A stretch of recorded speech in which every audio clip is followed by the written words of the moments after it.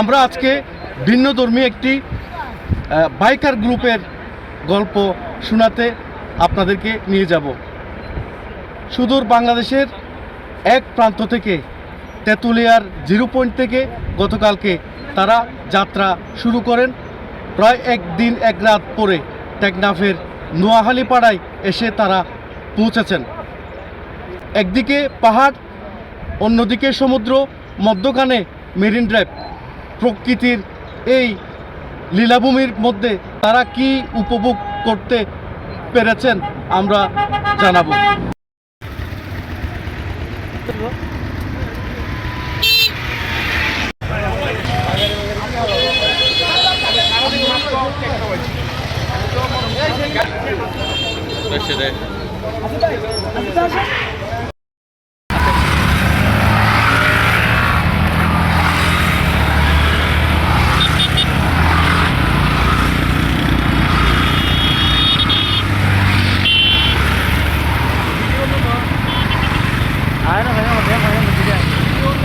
Video তো আর কিন্তু video না থাকে।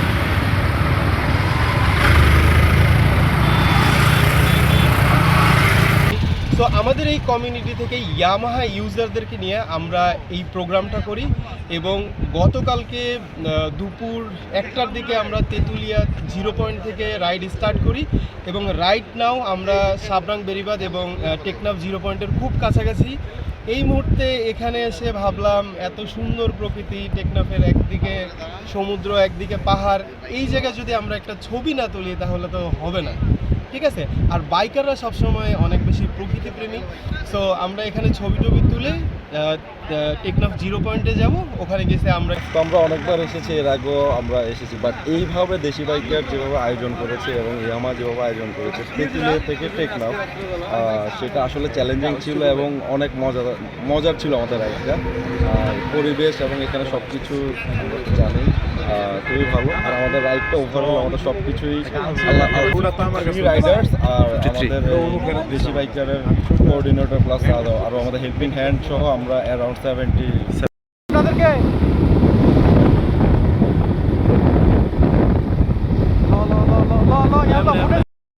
অসাধারণ। এটা বাংলাদেশের মধ্যে অন্যতম একটা সৌন্দর্য। এখানে আমরা বাইরে আসতে পাই।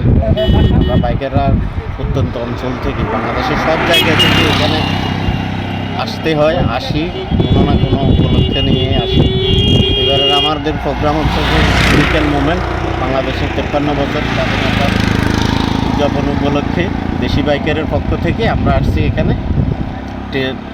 তেঁতুলিয়া থেকে টেকনাফ এই ট্যুরে। কতদিন লাগছে, কতদিন সময় লাগছে? আমরা কালকে রওনা দিছি দিনের 12টায়, আজকে এখন আসলাম। আর অল্প কিছু দূর সামনে আমার